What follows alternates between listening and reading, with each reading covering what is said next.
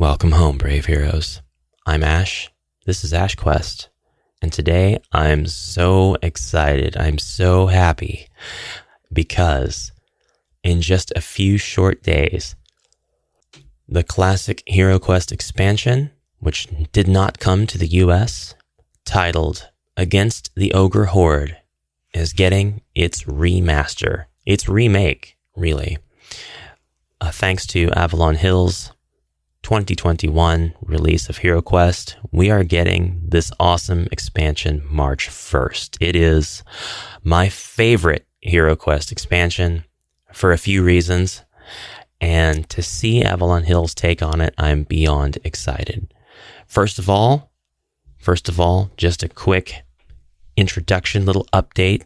I'm Ash. This is the podcast, now official, called the BwodeCast. We talk about all things HeroQuest, dungeon crawl adjacent, and mainly HeroQuest and Avalon Hill news, but also a variety of other unboxings, solo gameplays, and just about anything I can get my hands on. March 1st, it's official, folks. It's coming in just a few days. It's not going to be a pre-order. It is just going to be available. You will be able to buy it. I don't know what kind of behavior we're going to see from folks. I don't know what kind of business model or success the companies are going to get from this business model. I don't know if it's better to just release something. I see this being a good sort of experiment for Hasbro / Avalon Hill to kind of see if in the future they just want to release it instead of tease and then have a pre-order here and there inconsistently. The shipment of products coming out in different waves and staggered so that some people who order first but get their products later than others, maybe we're going to see that come to an end. Maybe they figured it out after umpteen releases, and this is going to get out to everybody just as fast as it possibly can. Against the Ogre Horde, March 1st, and this is coming off of an official Avalon Hill outlet on social media, which is their Instagram, and there's been quite a huge shift in how their advertising works and how they deliver the information to fans and followers. We had Twitter Zargon, and that feels like such a bygone era now. One of the Avalon Hill employees role-playing as evil mastermind Zargon in a kind of silly way on Twitter, making sure to keep all of his declarations of dread under a certain character limit, and usually being quite liberal with that caps lock. It feels like a distant dream, but I'm glad that there's been a tonal shift, because now I get to imagine that, that was really a single person, and unfortunately, that person is more than likely amongst the employees at Avalon Hill that were let go during the big layoff. But point being, I now get to imagine that as pure. It's not like somebody else is going to replace that. They're not going to pretend to have somebody else step into the role. We get to count that as an era. And to see just like the entire shift go from Twitter to Instagram, which we've probably always had an Instagram, but now that is where the meat of all of the announcements and everything seems to be going straight to Instagram. So such that I would counsel anybody and everybody who wants the news directly from the source as soon as it happens to be following Avalon Hill on Instagram. Now, yeah, you can also follow me while you're there. I don't post hardly ever, but sometimes I do. That's Rewonderland. But anyways, excited to see the stuff they've revealed. And because of the festival in France at Cannes, they have revealed the contents of Against the Ogre Horde. They revealed what's in the box. And that's got me more excited than anything. We knew what was in the box because we had pictures of the back of the box. Pictures that were clearly not faked, clearly not AI generated. Did see some discussion about that, some doubt, which I tried quickly to stamp out. I never thought that those were faked. I thought the notion that they could be faked was quite silly, because there are tells, there are things to look for with that, and there are there are motivations for why something like that could be faked, but none of that was present in what we were really seeing, what was really right in front of our eyes. So glad that the contents have just been proven. And I mean, unless the photographs we've seen were also faked, I'll give you that one. We have so many confirmations, and I'm pretty thrilled to be right on so many of my predictions, and so many things that I wanted to see, I am seeing. A big shout out to Avalon Hill, Chris Nato, who is no longer with the company, but was definitely involved in the production and the design of this expansion, for all of their hard work in getting this one out. Because like I said, or maybe I don't know if I had the chance to say it yet, Against the Ogre Horde is my favorite of all the HeroQuest expansions. I've got words to say about all of them, but Against the Ogre Horde is the one that wins my favorite easily. And it looks like this version of the expansion might end up being my favorite of the contemporary expansions as well. So differences. By the way, HeroQuest, that wasn't the only thing they showed off at the festival. It was a big deal. Great place to show stuff off like this, by the way. Beautiful presentations. Lots of people, lots of exposure, getting your stuff out there and really celebrating it. Man, if you are a European and you think US gets all the cool stuff, you guys have some of the coolest reveals, and you get to claim that, unless you're outside of France and you don't want to be. You're just as locked out of France as I am. I guess that's one thing, but the reveals at Essenspiel and the reveals at Cannes and the stuff that we got to see teased when they finally showed us the front of the Ogre Horde box a while back. I think that was in Italy. Awesome to see that stuff though over there. Awesome to see it, even if it wasn't in my neighborhood. And like I said, that wasn't the only thing that they showed off. Avalon Hill also officially, completely, it's canon, it's proven, it's evidenced, it's cemented in lore and history. Avalon Hill's Talisman, 5th edition. That is something to get crazy excited over. If you're a Talisman fan and you're loving the direction of Avalon Hill's work with HeroQuest, you know that they're going to be working on putting out Talisman expansion after expansion. Hopefully with miniatures that will be just as fantastic as the HeroQuest miniatures. Hopefully with all of the bells and whistles, all of the X-Packs that we have come to expect with a standard edition of Talisman. I'm too excited, and I'm going to lose myself again in my nerdiness, and I'm probably going to have energy shifts throughout this stream. But if you're new here, this is part of a bigger channel. I don't know if I said that this take. I've had a few takes, guys. I've had a few takes because my energy's been all over the place. So I apologize if I repeat myself from time to time. But this is part of the HeroQuest YouTube channel. So if you want more and you're not getting enough because of the weekly podcasts, make sure you go check out HeroQuest on YouTube. That's where we really dig into homebrew and unboxing and presentations and solo play and get video form. And you'll get the odd vlog from time to time as well. But mainly just trying to inspire people to create. So if you feel like you need some inspiration to create homebrew or get ideas for stuff you probably already have lying around, probably have used a few times and want to use more, get more mileage out of, then please go check it out. And for those of you who want to support the entire channeldom more directly, there's a Patreon. But enough about that.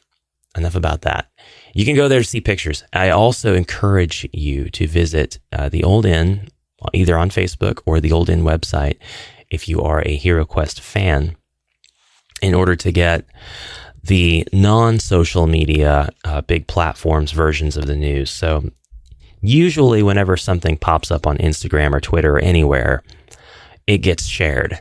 And it'll get shared on Facebook because Facebook's very accessible to a lot of people. But there are also a lot of people who choose not to have Instagram, not to have Twitter, not to have Facebook. And I totally understand that. I probably wouldn't have those platforms either if it weren't for my branding and the experimentation with trying to get more followers through social media.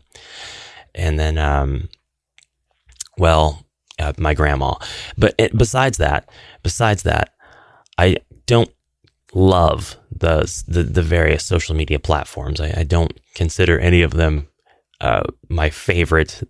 They all have their own unique problems and their own user bases that can be sometimes problematic.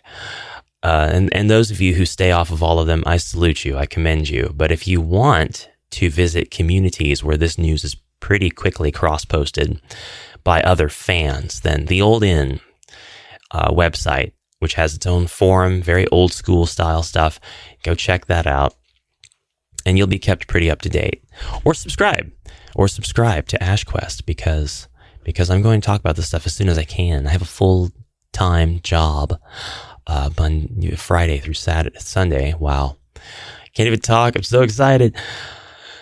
But with your help, with the growth of the channel, with your kind viewership, it could be that I can tackle this stuff day one every single time. Maybe in the very near future. We'll see how that plays out. But for now, let's get back to the podcast. Let's get back to talking about these awesome finds, these awesome reveals. We don't know, just to cover it really quick, what's in the Talisman box. We don't have a confirmation of the contents of that as of this time. We only have a partial image of the back of the box, unless somebody gets a better picture and posts it kind of as of the time of this video being recorded. But we get the beautiful cover, and it's so nice to see. It is a great cover. I love Avalon Hill's art directors. They're artists, they're sculptors. They do such amazing work. They are fantastic. They are great at what they do. Shout out to you guys. You'll probably never hear this, but you deserve all the kudos in the world for putting your own unique vision on stuff that is beloved, that is sacred to a lot of us dungeon crawlers and us classic board game players. It's a new era with the stuff that you make, and I would almost liken it to as if Games Workshop was the old world and Avalon Hill was Age of Sigmar. It's its own thing. It's kind of we know what to expect, but the territory is unfamiliar just enough that we could be very surprised or very disappointed. But I think a lot more of us are surprised. And I think very few of us, not even really a vocal minority, are disappointed in anything. You'll get the odd complaint here and there, like, why is the druid wearing fruit on her head or something like that? It's nothing that ever matters. Nothing that ever matters. Something I've openly criticized in my very first podcast episode on Amalgamash was when somebody was like, oh, this looks woke. Go home. Go take a nap. Go take a nap. Man, I don't want to get too real. I don't want to get into all that, but man, get out of here. So Talisman, totally excited for. I think it's awesome that Avalon Hill have it. I think they're going to do a fantastic job with it, and I'm looking forward to all of its releases plural, because Talisman's never just a one-time thing. There's usually the four corners of the outer boards that are released either in pairs or in singles, depending on which edition you look at. There are additional expansions that change the way that the gameplay works or adds elements to it anyway. There are expansions that create bridges between the corner boards, the corner outer boards, and just create this massive gameplay space. And, a game that takes 3,000 turns to play could easily become a game that takes 6,000 turns to play. But, gotta love it. One more thing about that, and then I can kind of move back to my other subject. I've seen statements kind of around Games Workshop, who own the IP, by the way, who can license it out, but still have ownership of Talisman, saying, you can make your miniatures, but they can't compare to the quality of a Games Workshop miniature. They have to be playing pieces, that is very subjective wording. I declare that you can make any playing piece, any quality you want, and still argue the case that it's a playing piece and doesn't compare to Games Workshop's miniatures quality. I think that clause is in there for more like direct competition to Games Workshop products. I don't think it's necessary to be concerned that the miniatures won't look fantastic. I think that they very well could be, and likely will be, on par with our HeroQuest miniatures, 1-to-1. Not just speaking in terms of scale, but in terms of quality. And I think that those miniatures could be used to be gameplay miniatures once they're out. I don't know this. I haven't seen them. And I don't have evidence to suggest my points. These points are completely faith-based. I put these skill points in faith this time around, because I think on the table, on paper, it's easy to say, oh crap, well, we better use pawns. But on the table, talking to those guys, I think you could say, well, you could even take this approach, and you can convert this to all the business lingo you want, but essentially it could boil down to this conversation.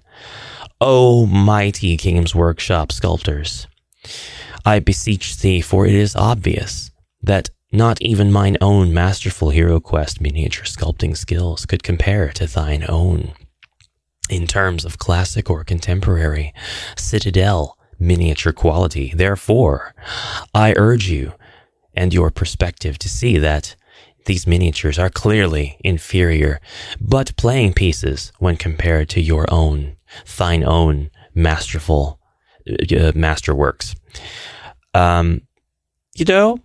You know what I mean? You picking up what I'm putting down? Are you reading the dice that I'm rolling here? It would not be difficult to say that a HeroQuest miniature just doesn't have the exact same craftsmanship applied to it as the high dollar Age of Sigmar or 40K or the old world resurgence here miniatures. These miniatures have a very particular quality to them because they are designed to be sold in singles and for rather high dollar amounts. So I don't have a single concern that the miniatures won't be awesome and people will really, really like them. They're not going to be the same aesthetic as old Talisman, clearly, because they're not going to be Games Workshop. They're not going to be that aesthetic. They're also not going to be the same as our 4th edition Talisman, because those minis,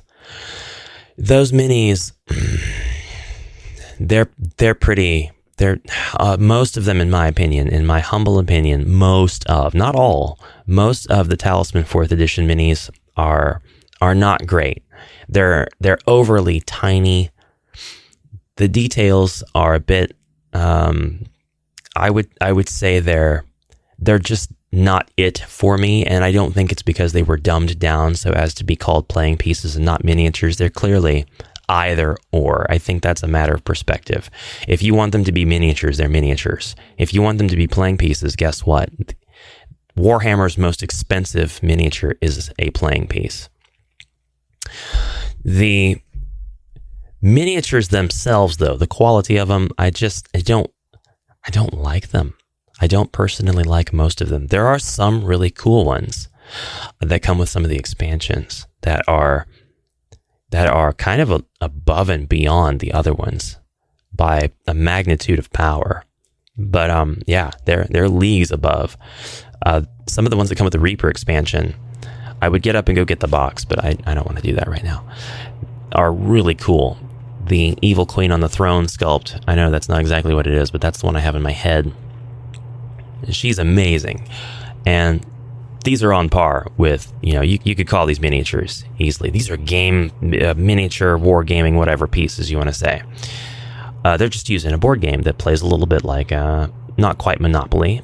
Fantasy Monopoly without the properties. You're trying to monopolize a crown of command. You're not flexing their mama's rent. You're flexing a crown that will allow you to control dragons or other gods or Arkham villains or command the forces of chaos, depending on which kind of talisman you're playing. I'm not sure what the Crown of Command does in the Harry Potter Wizarding World version. I'm not sure what that one does because I don't have that one. But, oh man, no matter what happens, Talisman 5th edition is going to be great. I think most of us can agree on that. There might be a few people who are like, yeah, well, we don't know what's in the box. Take the sourness elsewhere. I'm excited. Get excited with me. And, you know, I hope we see original content too. I hope that they do their four corners. I hope they're not too exploitative about it. I hope they don't shuffle their feet too much on it. I hope they do the 2 at a time, like we got with 3rd edition Talisman, instead of 1. I don't like that business model, but I also just don't want to see it because I want it to be more quickly available. I want you to buy fewer things to be able to get the whole experience. You know, it's a greedy consumer mindset, but I think they can do it, and I think they could. I think they might even do it. I think they would do it. I think they will do it.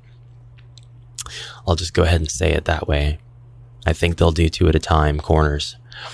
For those who don't know what I'm talking about, don't worry. It's just Talisman. It's just Talisman things. It's one of the unique things about Talisman. That's all. But back to HeroQuest. So Against the Ogre Horde is my favorite of all the expansions. It is one that was not released in the US, not released in Japan. It's harder to say where it was released because I'll end up saying all these different countries that were in the EU, not a part of the EU, Australia.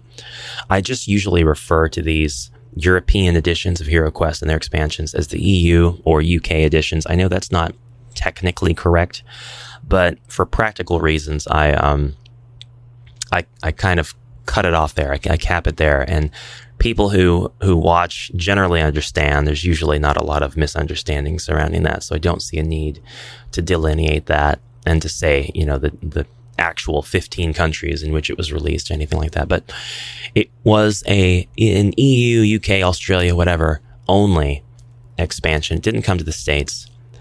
And they had 2, of course. They had Wizards of Morcar, which so far has not been remade, but my hopes remain very high that it will be. And Against the Ogre Horde.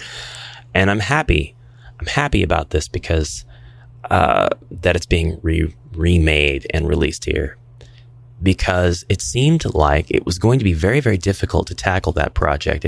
And it probably was. It probably had to take a lot of consideration because fundamentally the rules for the US edition of HeroQuest, which are now the global rules, those are the rules on which the 2021 HeroQuest is based,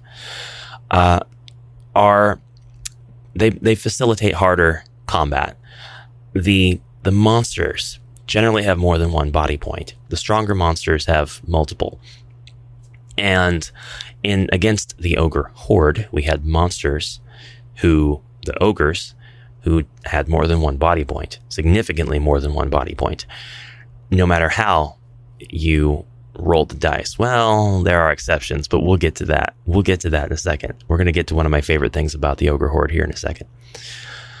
This new edition means that Avalon Hill took the time, the resources, the manpower, the consideration, and dug into the EU expansion of the EU game system, which facilitates more exploration and slightly easier combat in that most enemies, when you hit them, they just die. There's not wounds, which is strange for a Games Workshop property. There's just the one body point. It's their entire body. That's the point. And when you roll a skull and they don't roll a black shield, that monster's dying. Almost every monster, every quest, with very few exceptions. So EU was very much, hey, you never needed to really do door combat. You could just run in and slice the monsters apart. And, not saying they had fewer defend dice or fewer attack dice, that was still a thing. The combat was still significant. Combat is still a very important part of the game. But you could branch out a little more. Your heroes could be a little more daring. And the dungeons could be more surprising in terms of, crap, I lost my last body point. Wasn't expecting that, versus the very cautious approach of doorway combat, barbarian in front. that most US players tend to fall into when things kind of get difficult. Also, the mercenaries. The mercenaries were introduced pretty quickly in the European editions because the EU had HeroQuest Advanced Quest, which came with the Dark Company and 12 henchmen. And the henchman system was so cool, so cool, because you were allowed to hire henchmen, and for a smaller fee, you could retain them between quests as long as they didn't die. And, you know, if your hero died, your henchmen were like, screw this, I'm getting out of here. Henchmen, men-at-arms, mercenaries, I'm going to use these terms interchangeably. No need to HeroQuest explain me the correction on any of those points. No need. It's not important enough to do that. So the system was really, really cool because they supplied you with all static miniatures that had cavities in them. These cavities would be where you would insert separate plastic molds, models of weapons.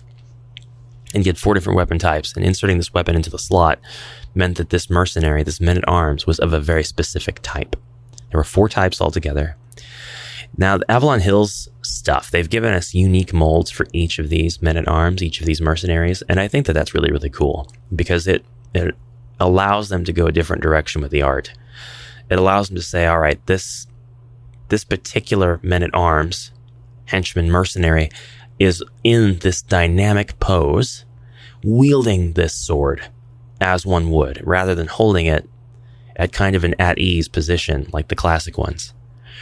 But I'm talking, kind of going off on a tangent, talking about the difficulty system. And really the only point I wanted to make was one that a lot of you already know, that the difficulty of Against the Ogre Horde would be ramped up to almost extreme proportions if you converted the expansion to the US rule set. And this comes with a couple of side points. There's no need to make any changes at all to a quest book. If you're playing the UK or US edition, the quest book has nothing in it that overrides or overrules anything in the game system. It does give you the body points, mind points, movement dice, or rather movement, total movement that a monster can make, not movement dice, as well as any applicable dread spells and attack dice and defend dice that unique monsters have. But other than that, you can apply whatever rule set you want to whatever book you want. And depending on the rule set that you're applying, you could get a drastically different kind of quest. So Avalon Hill's challenge then would be, when we take this Against the Ogre Horde quest book and we apply the US rules, it's going to be very difficult. So they have a few things to look at here. What stats should the ogres have to accommodate for the kind of difficulty that the players will now have? What kinds of treasures should we include or change so that the players will be able to access certain things easier? And do we want to make any other additive changes? Because the accessibility of this quest is kind of like classic. Once you complete the game system, you should be able to play the expansion. Doesn't matter what expansion it is. And I know, just as well as you might know, that there is an official suggestion of the lore order of the quests. I think this was to appease people. I don't think it was totally necessary. I think it was really going off of what makes the most sense. And anybody who's a fan of the game system, who's played through the expansions, could easily order up a lore order for the expansions and say, well, I think it makes sense if this is how it goes. And they really wouldn't be invalid. But we do have an official suggestion for the lore order. That's not necessarily a playthrough order. It's not saying, hey, you have to play Mage of the Mirror before you can play Rise of the Dread Moon. That's going to be a contentious point for some people. I think it's pretty clear that you play Rise of the Dread Moon after, given the rogue air and the elf lore. No, think about it. Actually read the quest book. You can play them backwards just fine. It won't It won't affect your gameplay whatsoever. Still a point of contention, still going to be people then try to correct.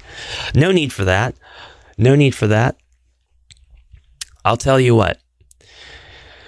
The official Avalon Hill statement, I will say, made from an employee, now sadly a former employee, was, these need to be as accessible as possible. I'm paraphrasing here.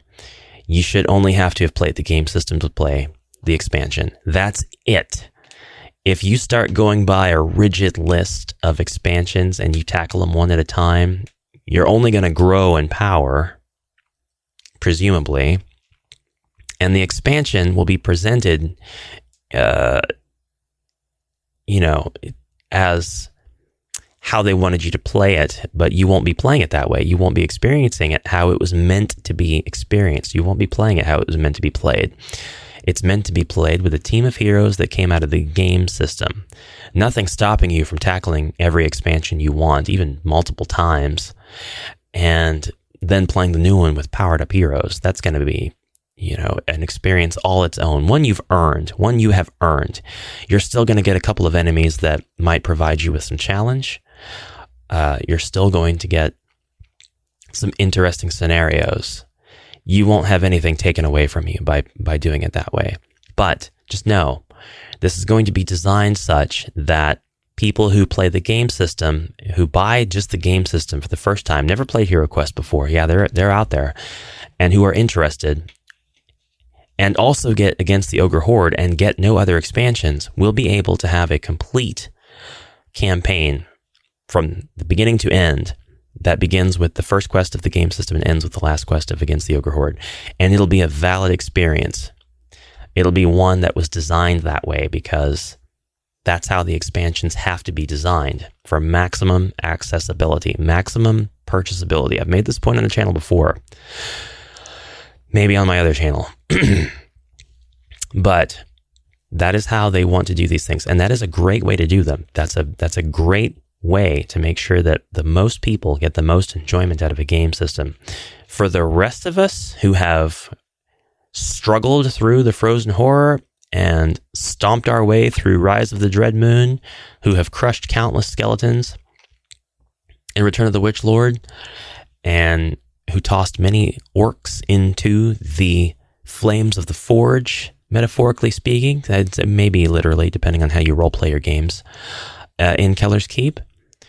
It's important that, you realize you can change these quests up as Zargon. You can make them more difficult. You can have more enemies. You can change the configuration of enemies. You can raise body points. You can have the monsters defend on white shields instead of black.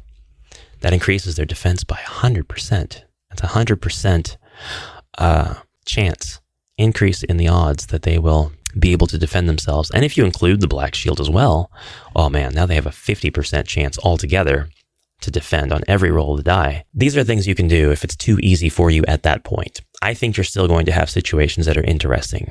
After scraping by and crawling out of the Frozen Horror, barely alive, you'll have Rise of the Dread Moon. You'll have Mage of the Mirror and Rise of the Dread Moon, and you'll be able to get through all of that and maybe build back up some of your resources. But I think Against the Ogre Horde will have challenges and rewards regardless for you. These ogres are not pushovers. So somewhere around here, I have my Against the Ogre Horde quest book. I have placed it somewhere. I did not place it back in my HeroQuest box of goodies, so that's a bit concerning for me, but I wanted to reference the body points tracker, the variable body points tracker. And I did want to, of course, bring this up. The ogres this time around, they've got a pretty solid fixed body point count on the cards that they were, the cards that were shown at the photographs taken at the festival, at the presentation. And while I fully expected this to happen, it doesn't entirely kill my hope that there could be a variable body points tracker in the quest book. There could still be one in the rules. There could be still an homage. There could still be a quest, maybe a single quest where they have this tracker, just for funsies, just to pay tribute. And if it's not in there, I won't be surprised. This isn't an official prediction from Ash. But there are a bunch of people who don't know how the VBP works, VBPT, and I'm going to help you understand it right now, because Against the Ogre Horde is my favorite of the expansions. I have played it. I have studied it meticulously. It is a ton of fun because of the challenge it brings. If you play it with the EU rule set appropriately, as such, a lot of interesting mechanics. For 7 quests, the classic is quite challenging. The body points were not set in stone. You had a variable body points tracker, and for every ogre that you attacked successfully, that you inflicted a body point's worth of damage on, you would make an X in a clear space on this tracker. This only applied to the ogres. All of the other monsters already have fixed hit points, body points. The ogres could have anywhere from like 2 to 5 body points. So you've got, just like you would on a boss tracker, you've got white square, black square. Black square with skull in it, indicating death. White square, white square, white square. On the same track, black square.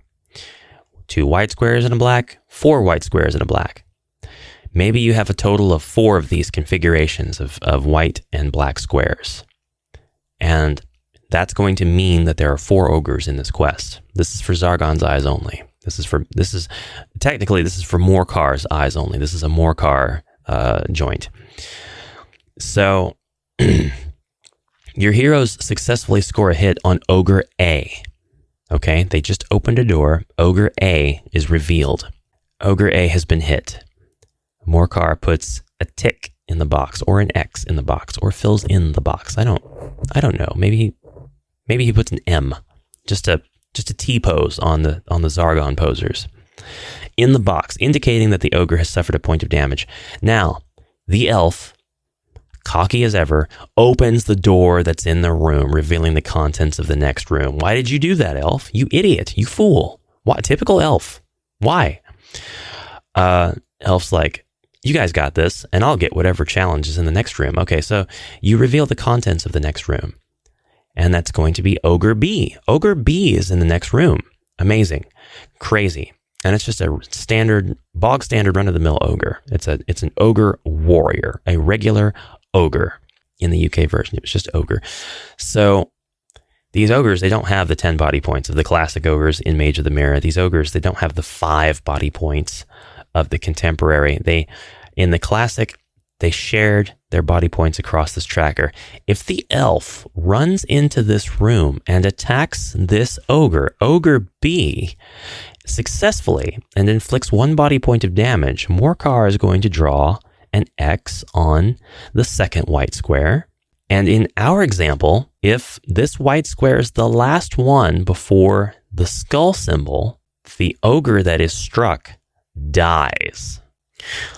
This means that Ogre A, even though he had a wound accounted for against him, the white squares that are left on the track, we're going to say that there's 3 of them in this next section. He can soak up 3 points of damage before he dies now. It doesn't matter that he was hit once. Those body points, they're gone. They're no longer considered. Okay. So at this point, you probably understand, but just in case you don't, now the dwarf, who doesn't want to be one-upped by the elf, he's thinking, I'm going to open a door, and I'm going to go and see if I can't get me an ogre and kill it in 1 hit. This stupid elf, idiot, moron. The barbarian is like, no, it's my turn. I'm going to run up to this ogre, and I'm going to hit him. And he runs up to Ogre A, he was hit once, but he's not dead. And he rolls 2 skulls successfully. The ogre does not roll any defense in return. His defense fails. 2 body points against Ogre A, okay? Okay, Morkar goes down, looks at his variable body points tracker, sees that he has 3 white squares next on the tracker. He fills in 2 of them, indicating that this ogre has been hit twice. Morkar does not have to do very much brain power here. He does not have a whole lot of cerebral output that is necessary. All he's got to do is see the skulls and check in the boxes. He can save his mind points for strategy. Perhaps he might even say something like, "Oh, dwarf, you're not going to let the elf stand you up, are you?" Show you up? Show you out? Stand you out? Anyway, the dwarf rolls 2 movement dice, gets a 12, easily is able to make it through the next room in which the elf is standing, in which there is a corpse of an ogre, and opens the door, revealing Ogre C. Ogre C is revealed. The barbarian yells, "You idiot! You could have attacked this ogre. What are you doing revealing more monsters?" But the dwarf will have none of it. He's in a rage. He runs towards Ogre C. He rolls an attack dice. He again gets a skull. The heroes are just on fire with their luck. The ogre does not roll any defense. And so Morcar sees the skull. He looks down at the quest book. He sees that there's 1 white square left and he marks it. Guess what? Ogre C is now dead, but Ogre A is just as strong as ever. This, my friends, my fellow heroes, my fellow wicked, evil sorcerers, is how you play against the Ogre Horde. And this is why I love the variable body points tracker. The heroes have no idea which ogre is going to fall next. They've got no idea if an ogre is going to take 10 points of damage or 1 because of how the system works. There will probably be folks that are like, no, you keep track of them as Morcar. You separate the body points across the 4 different. That's not how it works, though. You go to the next white square regardless of which ogre you attack. You go to the very next white square in the track. It is, as I explained, such that an ogre that is following you through the depths that you are trying to avoid combat with will take in as many hits as you can give him and still not die before all of the other ogres have died, just due to luck and how the hits fall and which ogres you're attacking. Granted, if all of your heroes attack the same ogre and you wail away on that ogre until he is dead, then the body points tracker will very much be separated into groups of white squares per ogre, because that's just how it'll end up working. But that element of the gameplay is very interesting to me. It really gives you a sense of, if I play this over again, it could play out very differently. You could have some ogres that are harder to kill. You could have some ogres that are much easier to kill. And let me tell you, all of the types of ogres, of which there are four different ogre types, all of them share this body point track, unless they are named bosses that have their own. Generally, they're all going to share this body point tracker. So it doesn't matter if you hit a weak warrior ogre 3 times, there's still a body point tracker, body point left that only Morcar knows about. And you go into a room and you hit a chieftain, a very strong ogre. If he somehow does not mitigate your attack and you hit him for 1 body point of damage, he's dead. He goes down. And that's just something that makes the game so interesting to me. That's not the only reason this expansion is my favorite. It's also due to the different types of ogres. Now, these ogres aren't maybe my favorite sculpts. They're a bit cartoonish. They're a bit silly, but they look absolutely like the kind of creatures that Games Workshop makes them out to be. They look very much like they would eat other heroes whole without thinking about it. Like, you are part of their meal. When you face an ogre, that's your apex predator. I mean, he might not be very good at killing you, but he's going to eat you. That he looks at you and he sees a snake wielding a BwodeCast, wearing a loincloth. He looks at you and he sees some caviar with a wizard hat and robes, carrying a staff. He looks at the dwarf and sees a pork tenderloin with a beard and a Viking helmet. This, my friends, is why I like the ogres. I also like the sort of society that they have that's explained in the quest book. I like that the ogres are pretty neutral. They're just like, whatever, we're just hungry. We're not on anybody's side. If you feed us more, maybe we'll be your friend. I like that aspect very much. It's a neutral party and you're just trying to get the corrupted ones under control. I think that our our new expansion is very much going to follow that same storyline. I don't think we're going to see any deviation from that. But I do think the culture has been greatly expanded upon with the 2021 version of HeroQuest's take on the ogres as a whole, as a society, as a race. There are other changes, of course, that we're going to see that are going to be pretty definitive. I don't think there's much room for speculation. I think we have proof that there are absolute changes here. One of them being we've got Druids in this box, this new box that's coming out in just a few days. I'm so excited. And I don't know if I mentioned this. I probably did, but it's been a few takes. But this is just going to be available. It's just going to be at your friendly local game store. Man, I hope this business model works out for them so well. I hope that it's the end of staggered releases and staggered shipments. I hope it's the end of the disgruntled HeroQuest fan. I know that there's still going to be people that can't be pleased because that's always a thing, and I'm sure that there will be entire countries that get lagged on, which is something that does feel unfair and look unfair. But I hope that this business model does work better than past attempts at the previous model. So anyways, we're definitely getting the Druid hero. We got two forms here. We got a male and female. They're halflings. That's pretty clear. It's been pretty clear. And we have a wolf, which could be used as the beast form of the Druid. You could easily homebrew it as such for this halfling Druid. But it looks like even more so that this is our official animal companion. It looks like this is what we wanted when Avalon Hill gave us their beta version of the animal companion system with their Snow Dasher character, which we were to represent by using the Zargon token, the Zargon Mentor token from the game system. Using tokens. I will use anything before I use a token to represent anybody.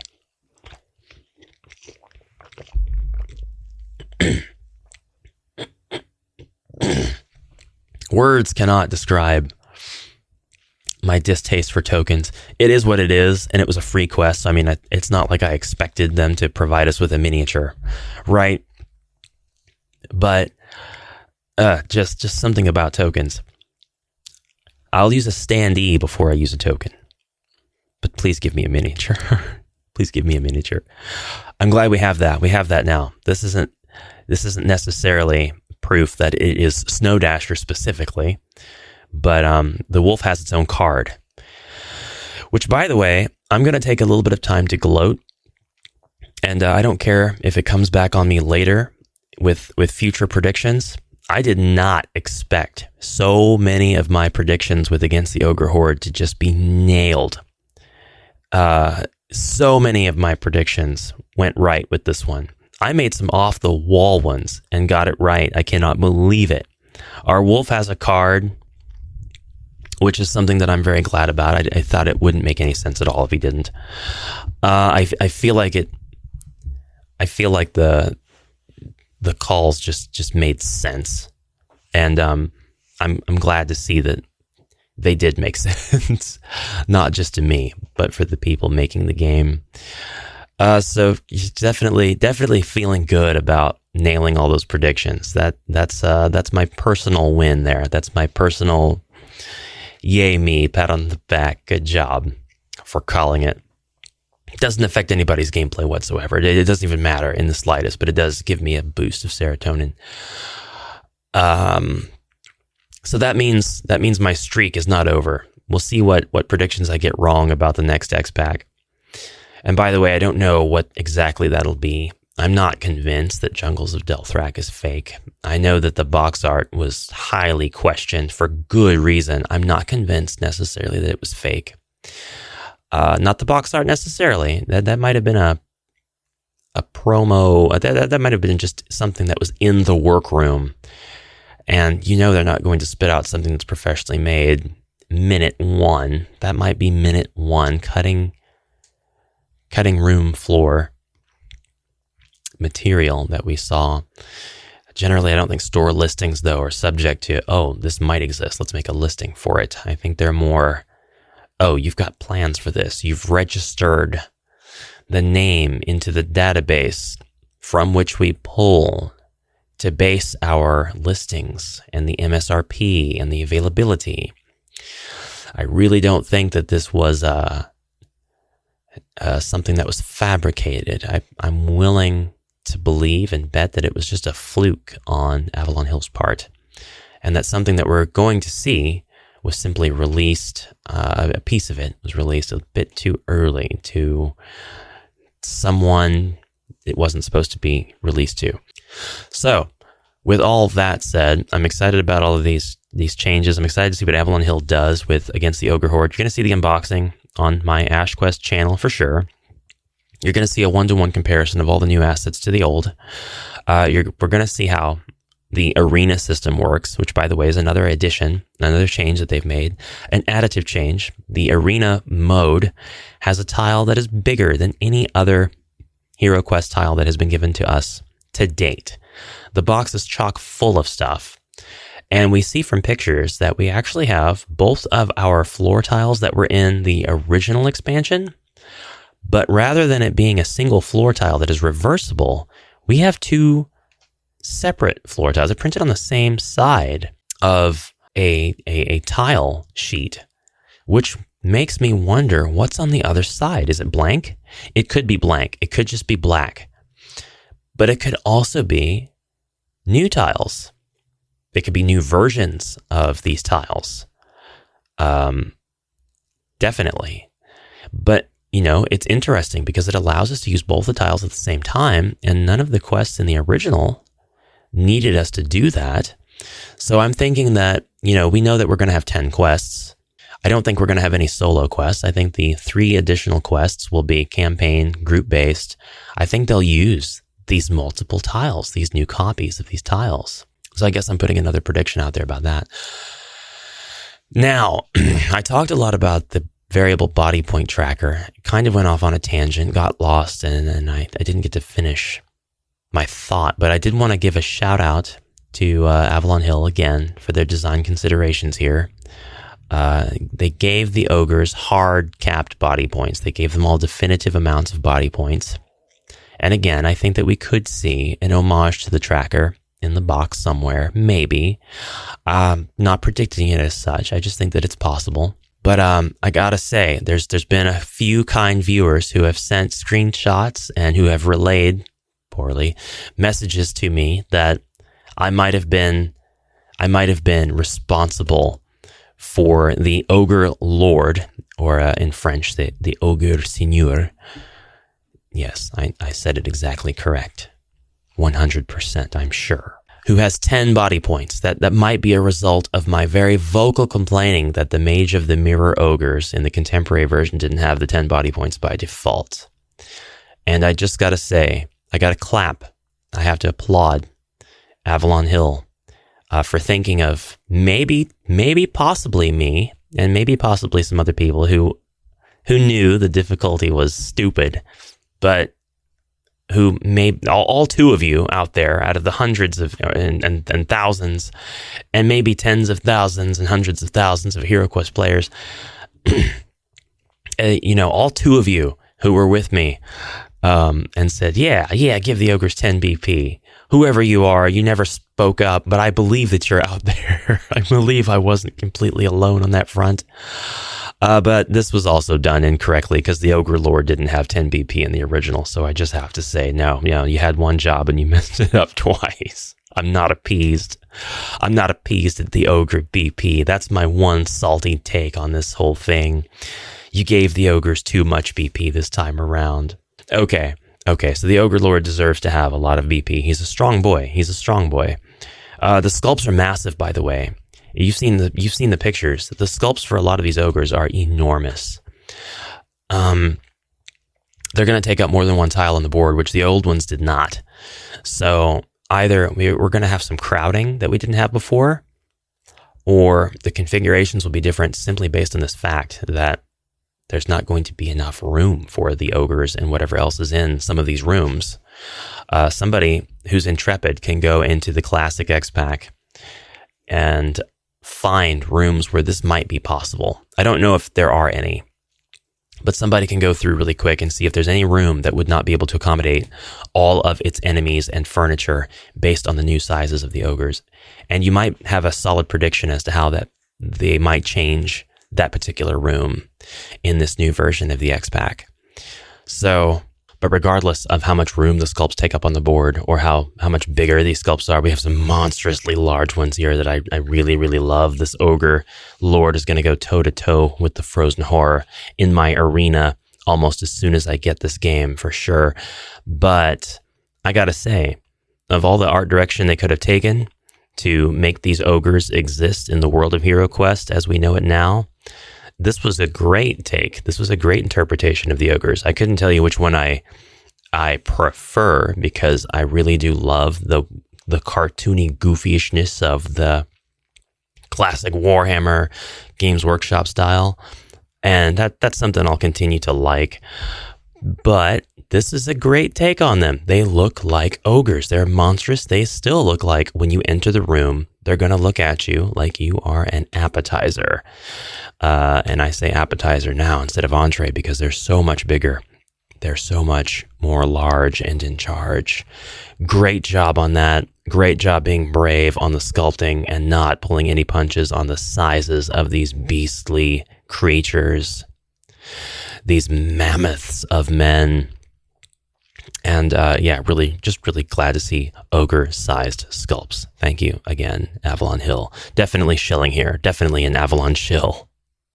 That's pretty much all of my takes this time around. All of my viewpoints on it. I can't wait for Talisman. It is a good year to be Ash. It's a good year to love the stuff that I love playing and doing and seeing out there. And so much of this is so productive. It's so positive.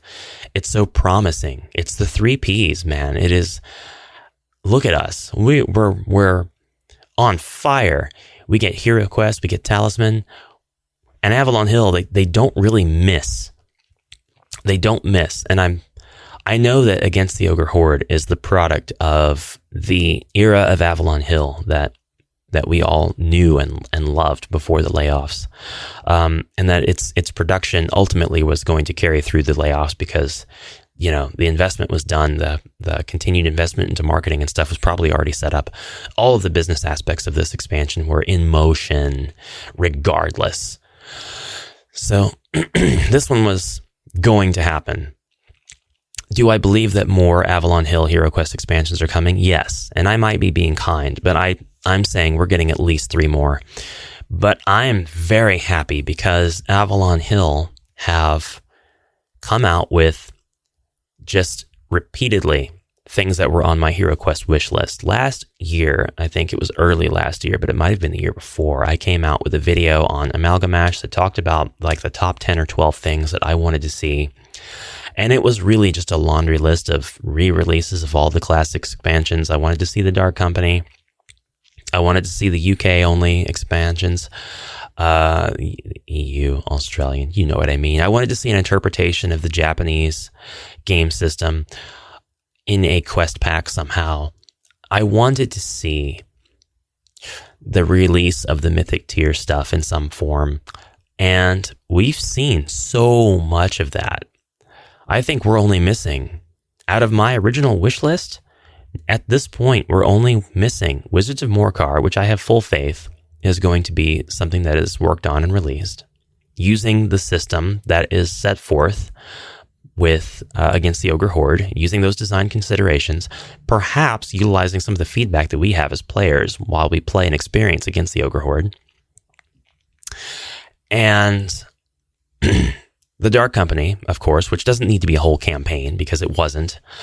And doesn't require 4 boards because it didn't, but could be presented in a campaign that is expanded on. And let's see, just Crypt of Perpetual Darkness. And other than Crypt, which is still something I'm convinced is not promised to us, but something that I'm sure that they are continuing to work on, continuing to have slow conversations over email, suggesting that they get into more involved meetings. Crypt of Perpetual Darkness, Wizards of Morcar, the Dark Company, the Japanese game system campaign, and maybe the Lost Dwarf and Wizard expansions, which Avalon Hill absolutely would have all of the copyrights and rights to do. That's 6 things, unless I can't count. And with Jungles of Delthrak being a questionable 7th thing, something easily subject to be canceled or renamed or reworked entirely, such that the resultant product is completely unrecognizable if you were expecting the jungle expansion. I think Avalon Hill and HeroQuest have a long and productive, fulfilling future ahead of them. So I think we do as well as HeroQuest enjoyers. So I'd love to hear all of your thoughts on this, and if you've been posting multiple times along with the podcast so as not to lose your thoughts, I love that. That engagement is just fine. I think that it's great. So if you were worried about doing that, don't. Continue to do it. Post as much as you'd like. And revisit and repost if you want. Because the engagement helps me, and it helps the channel in ways that are tiresome to explain and exhaustive because of the way that YouTube works. But absolutely, it helps the channel for you to do that. And if you just want to drop one comment, that's fine. If you don't have any time at all, I hope that you can like the video, because that also helps a lot more than I wish it did, because it's so cliche to say, like and subscribe, but that's the call to action that helps the channel in the viewers' algorithms. So please do that if you can be bothered to. And heroes, thank you so much for listening to the official podcast. I'm going to try to get out on more channels this week so that the range grows and until I take over the world, basically, in podcast form. I appreciate all your kind attention, and I'll see you in the next one. What do you think about all this stuff? Drop your comments below. Until then, have a great rest of your day. Now onward, brave heroes.